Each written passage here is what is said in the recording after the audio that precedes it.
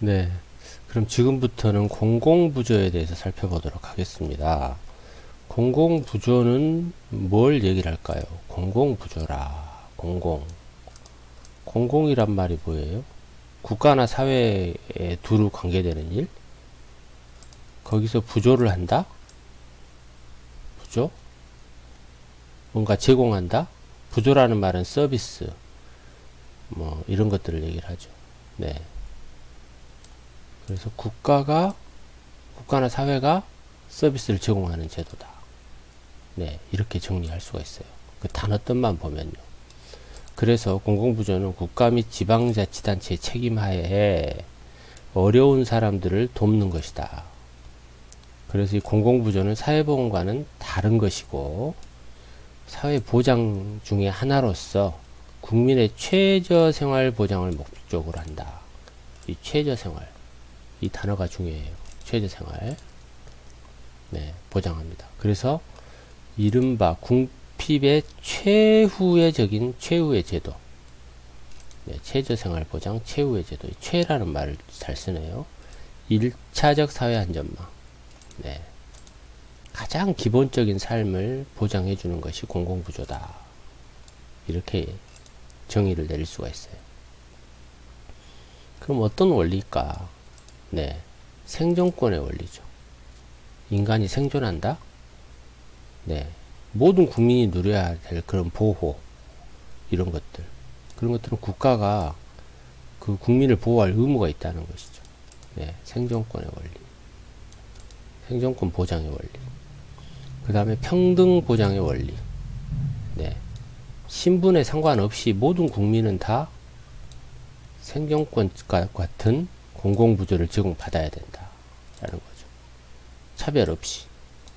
세 번째, 최저생활을 보장해줘야 된다. 라는 거죠. 이 정도는 최소한 인간이 살아야 되지 않냐? 라는 거죠. 그래서 최저 한도의 생활을 보장해주는 것이다.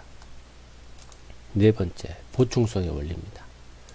이거는 기존의 인간이 가지고 있는 각자의 충분한 기능을 이용하고 그것이 부족했을 때 그거를 보충해 준다라는 거죠. 네. 최종적으로 부족한 것을 보충한다. 네, 이런 원리를 갖습니다. 그래서 이 중에서는 가장 중요한 것이 아까 거듭 강조했던 최저생활 보장. 네, 이 단어입니다. 이 단어. 그래서 공공부조는 항상 최저생활을 보장해 주는 것이다. 이렇게 이해하면 여러분들이 더 쉬울 것 같아요. 어떤 특징을 갖느냐? 네, 주체가 국가나 지방자치단체죠. 그리고 사회보험은 예방적인데 공공부조는 사후치료적이다. 이런 특징을 갖습니다. 그리고 공공부조는 주로 선별적 복지라는 말이 연관되어 있고요. 자산조사다. 이거 중요한 단어입니다. 자산조사. 재산을 조사해서 어느 정도 재산이 많이 부족하다 생각하면 공공부조를 제공해 주는 것이죠. 네, 조세를 재원으로 한다. 네, 이것도 중요한 단어입니다. 네, 무각출을 원칙으로 한다. 이게 무슨 얘기냐면 미리 돈을 걷지 않는다라는 것입니다. 각출한다. 이런 말 들어봤어요, 여러분? 한 사람당 뭐 2만원씩 각출하겠어요. 오늘 5명이 밥을 먹었는데 10만원이 나왔어요. 그럼 한 사람당 2만원씩 각출하겠어요. 이런 식의 각출이죠. 그러나 걷질 않아요. 이 경우에는. 네, 사회보험은 각출을 하잖아요. 근데 공공부조는 각출하지 않아요. 왜요? 이미 세금으로 재원을 만들었기 때문에. 이 단점도 있어요. 공공부조 혜택자다. 그러면 너는 가난한 사람이네 라고 낙인을 줄 수 있다라는 거죠. 이걸 자랑한 사람은 없죠. 나 국민기초 생활보장제도의 대상자야. 나 국기초 수급자야. 이걸 막 자랑하고 다니는 사람은 없어요. 예, 왠지 창피하고 부끄러울 것 같죠. 예, 낙인을 줄 수 있다라는 그런 단점입니다. 사실은 낙인이 아니에요.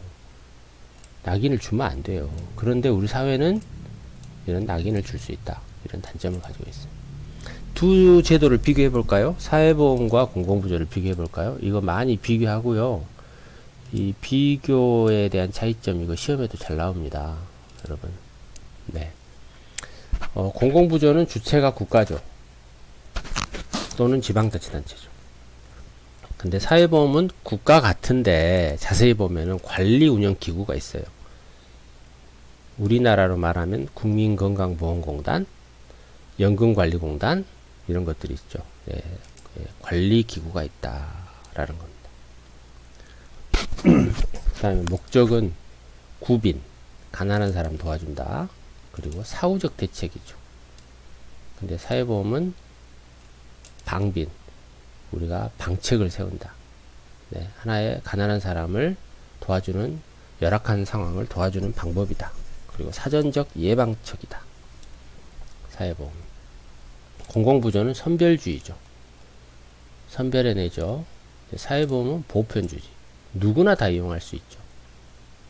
네, 건강보험을 보세요. 누구나 다 병원 가잖아요. 누구나 다 건강보험 혜택을 보는 것이죠. 그러나 공공부조는 누구나 다 혜택 주지 않아요. 아주 가난한 사람만 자산조사를 거쳐서 실제로 사후적인 서비스로서 돈도 걷지 않고 제공을 하지만 낙인을 찍을 수 있다라는 거죠. 네, 주로 저소득층을 대상으로 하죠. 근데 사회보험은 모든 국민을 다 대상으로 하고요. 자산조사를 거친다겠죠.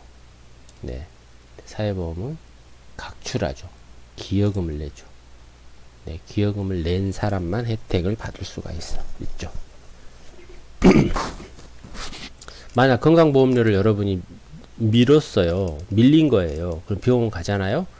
건강보험 혜택을 받을 수가 없습니다. 건강보험료를 다 납부하고 와야만이 병원에서 건강보험 혜택을 받을 수가 있습니다. 세금으로 이루어졌죠. 공공부조는. 사회보험은 보험료를 따로 걷습니다. 공공부조는 최소한을 보장해 주는데요. 사회보험은 적정선을 유지합니다. 네. 공공부조는 수급권의 성격이 권리성이 약합니다. 국민기초 생활보장제도 수급권자가 나 뭐 해주세요 이렇게 주장하기가 어렵다는 거죠. 권리가 약해요. 그러나 사회보험 해당자는 전 국민이기 때문에 우리가 뭐 국민연금 고갈돼요, 빨리 어떻게 해줘요, 굉장히 권리를 강하게 내세우죠. 네. 건강보험 혜택 이거밖에 안 돼요, 더 해주세요, 이렇게 권리를 내세울 수가 있죠. 그러면 이러한 공공부조는 우리나라는 어떤 것들이 있을까요? 그 종류를 한번 살펴볼게요. 가장 대표적인 공공부조는 국민기초생활보장제도라는 거죠. 이게 가장 하이라이트예요. 하이라이트. 네. 공공부조의 가장 하이라이트는 국기초다. 국기초다. 네. 그래서 이거는 뭐냐? 국민의 최저 생활을 보장해주는 가장 대표적인 정책 중에 하나다. 네, 특히 우리나라 1997년 IMF 외환위기에 왔을 때 우리나라가 정말 심각했어요. 대량 실업, 가족 해체, 모든 사업이 망하고 막 그런 상황이 왔었어요. 네. 그런데 그 당시에 근로 능력이 없는 사람만 혜택을 줬던 생활보호제도는 어느 한계가 온 거죠.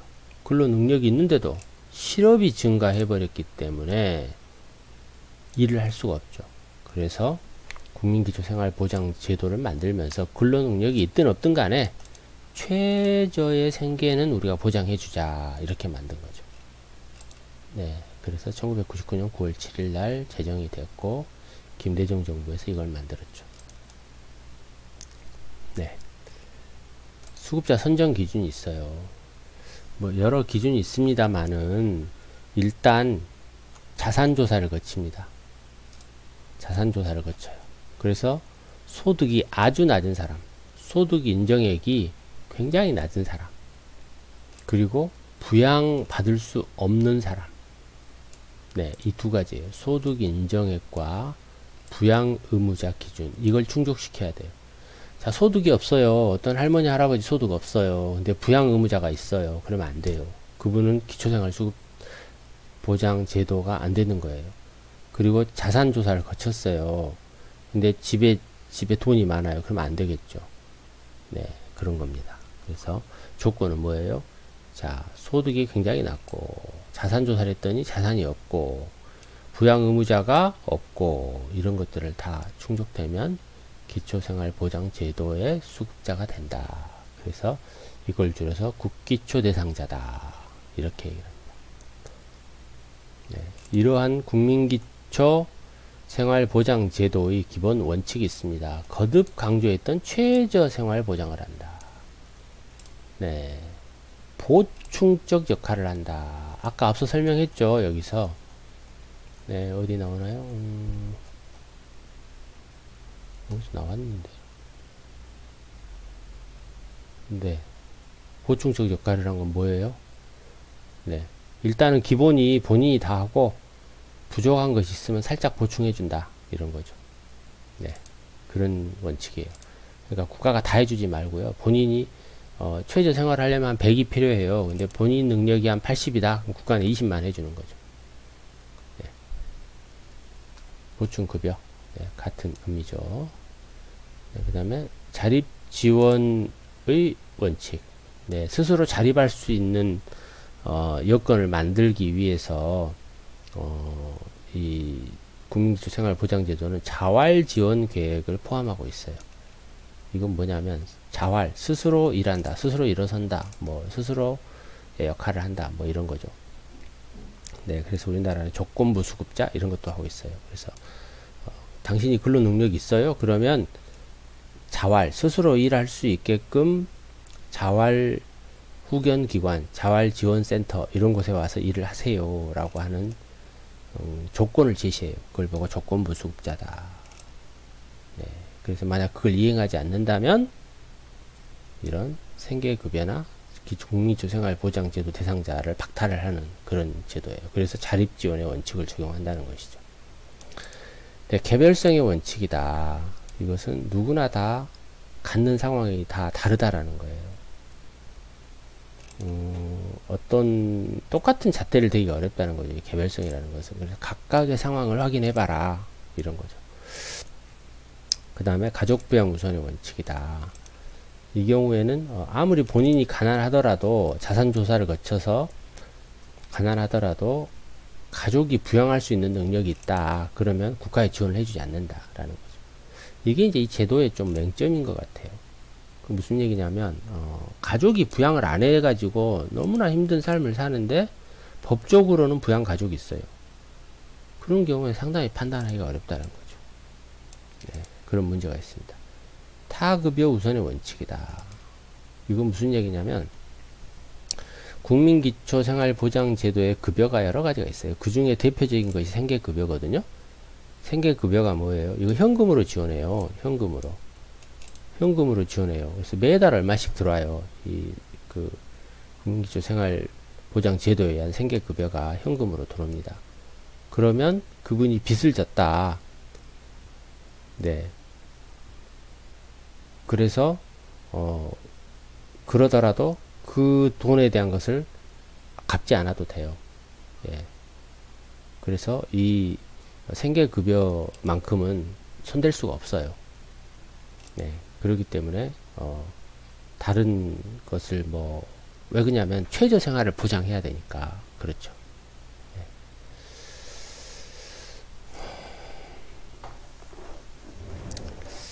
네. 그래서 국민기초생활보장급여가 우선한다. 그런 겁니다. 네. 다른 것보다 이게 더 우선한다라는 거죠. 급여의 종류, 생계급여가 있어요. 아까 얘기했던 우리가 의복, 음식, 연료비 이런 것, 꼭 생계를 해야 되는 가장 기본적인 급여를 제공합니다. 이 특징이 현금이죠. 의료급여입니다. 의료급여는 뭐냐면 아팠을 때 치료받는 것 다 혜택 주는 거예요. 네. 본인부담 지원, 이건 뭐냐면 우리나라는 건강보험이 있는 나라잖아요. 근데 건강보험을 들여다보면 평균적으로 병원비가 100만원이 나왔다. 그럼 80%는 건강보험공단에서 지원하고 20%만 본인 부담을 해요. 그렇기 때문에 국민기초생활보장 수급자의 경우에는 20%인 본인 부담, 꼭 20%는 아니에요. 평균이에요. 평균 20%인 그 비용을 본인이 내야 되는데 그 돈을 국가가 지원해 준다 이거죠. 그러니 80%는 국민기초생활보장제도인 분들도 우리 국민건강보험공단에서 지원을 당연히 한다는 거죠. 네. 그 얘기입니다. 자활급여 앞에 얘기했잖아요. 자활급여는 자립지원의 원칙에서 적용을 했어요. 그래서 우리나라는 조건부 수급자를 제시를 해요. 그래서 자립해라 너. 그래서 일을 해라. 근로해라. 취업도 해라. 가서 월급 받는 일 해라. 이렇게 안내합니다. 그렇게 해서 그 일을 했을 경우에 국민기초생활보장제도의 대상자로 선정해주는 조건을 제시합니다. 예. 그렇게 해서 자활할 수 있는 급여를 제공하는 것이죠. 예. 교육급여, 뭐 본인이라든가 자녀들 학비, 입학금, 뭐 등록금 이런 것들 지원해 줍니다. 네. 해상급여, 아이를 낳는다든가 분만 후에 조리를 한다든가 이런 경우에 지원해 주는 겁니다. 주거급여, 네. 주거가 뭐예요? 우리가 뭐 잠잘 수 있는 주거공간, 집이죠, 집. 그러니까 뭐 전세, 월세 이런 거 지원해 줍니다. 네. 장제급여, 네. 그 가족이나 본인이 사망을 했을 때 그 장례 비용을 장제급여라고 합니다. 장례 비용 지원해 줍니다. 또 공공부조에는 취약계층 특별보호대책이라는 것이 있어요.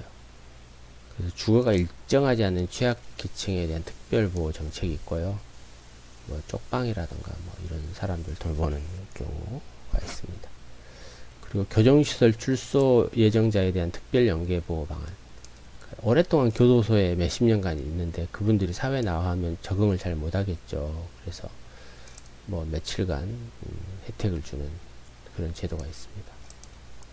지역사회 자원을 통한 민간 연계보호 체계 운영 방안. 네. 우리가 그 보통 공공부조라 함은 국가에서 운영하는 세금으로 운영하는 것들을 얘기를 해요. 그런데 여기는 민간 연계체계, 그래서 민간 어떤 기관, 민간 어떤 시설 이런 것들을 이용할 수 있게 하는 그런 방안도 가지고 있다. 이걸 얘기하는 것입니다. 네. 그리고 국민기초생활보장제도에서는 아까 얘기했던 자활급여, 자활사업 참여할 수 있는 그런 자립 기반을 조성하고 근로를 제공하는 이런 사업도 실시하고 있습니다. 그 다음 이제 의료급여 제도인데요. 우리 그 공공부조의 두 번째 대표적인 제도가 우리가 의료급여 제도입니다. 의료급여 제도가 뭐예요? 아까 여기 나왔죠. 의료급여. 예. 본인부담금 지원한다. 그래서 우리나라는 국민건강보험 제도를 실시하고 있는 나라죠. 그래서 전 국민에게 의료보험 혜택을 받을 수 있는데 우리나라의 보험의 특징은 100% 그 의료보험료를 제공하지 않아요. 일부 본인부담금을 내게 해요. 평균 금액으로 한 20% 정도 돼요. 그러니까 누군가 아파서 병원에 갔다 그럼 100만원의 병원비가 들었다면 그 중에 80만원은 건강보험공단에서 내는 것이고 본인 부담은 20%인 약 20만원을 내는 거죠. 예, 그런 식으로 구성이 되어 있는데 그 20%인 본인 부담료, 예, 본인 부담금을 지원을 해주는 것이 바로 의료급여 제도라는 거죠. 그럼 아무에게나 이 병원비를 다 본인 부담대로 내주냐? 내주는 건 아니겠죠. 이걸 우리가 말하는 공짜다. 그렇죠. 병원 이용하는 게 다 공짜죠. 100에 80은 건강보험공단, 100에 20은 공공부조인 국가가 내주는 거죠. 네. 국가가 보장해 주는 거죠. 왜 그럴까요? 그들은 굉장히 가난하기 때문에 그런 걸 제공해 준다는 거죠. 네. 이러한 의료급여 제도는요, 크게 두 개의 대상자로 나눠요. 일종수급권자, 이종수급권자로 나눠요. 일종수급권자는요, 국민기초생활수급자 중에 근로능력이 없거나 난치성 질환이거나 중증질환이거나 시설에서 지금 생활하고 있는 수급자거나 혹은 타 법에서 적용하는 이재민이라든가 뭐 의상자 이런 사람들이 적용이 되는 것입니다. 네. 또는 국가유공자, 중요 무형문화재 보유자, 이탈주민, 행려환자가 뭐예요? 네, 행려환자. 행려환자는 그 집이 없이 돌아다니는 그런 사람들. 네, 그런 사람들을 돌보는 것을 얘기해요. 이종 수급권자는 국민기초생활보장 대상자 중에 일종이 아닌 사람들은 다 이종이 해당이 되는 거죠. 대부분 일종에 포함이 됩니다. 네, 대부분. 다음 세 번째 공공부조인데요. 긴급복지지원제도가 있어요. 이건 이제 뭐냐면 긴급이잖아요, 긴급. 그래서 갑작스럽게 누가 가족이 뭐 사망을 했다던가, 갑작스럽게 어떤 수술을 받는다던가, 이런 경우에 생계가 아주 유지가 어렵다. 이런 경우에 긴급복지지원제도를 실시하고 있습니다. 네. 근데 자격이 있어요. 이분들도 부자가 아니면 안 돼요. 네. 그래서 최저 생계비의 150% 이하를 돈을 벌고 있다던가, 또 재산이 상당히 많이 있으면 안 돼요. 네. 뭐 대도시는 1억 3,500, 중소도시는 8,500, 이런 재산이 있으면 안 돼요. 네. 긴급복지지원제도를 좀 살펴보면 생계비를 지원합니다. 네. 그래서 월 108만 정도 최대 6개월까지 지원하고요. 또 의료비, 병원비 이런 거 지원하고요. 또 주거에 필요한 뭐 전세월세 이런 거 지원하고요. 또 사회복지시설 이용했을 때 그 이용 비용 뭐 지원하고요. 또 교육비, 뭐 수업료 입학금 이런 거 지원하고요. 또 아이 날 때, 사람 돌아가셨을 때 필요한 뭐 연탄, 뭐 가스 이런 연료비 지원하고요. 전기요금 이렇게 지원합니다. 아주 그 급박하게 어려운 상황이 되는 경우가 있잖아요. 우리가 가장이 갑자기 사망해 버린다던가, 이런 경우 이런 긴급복지지원제도를 이용할 수가 있습니다.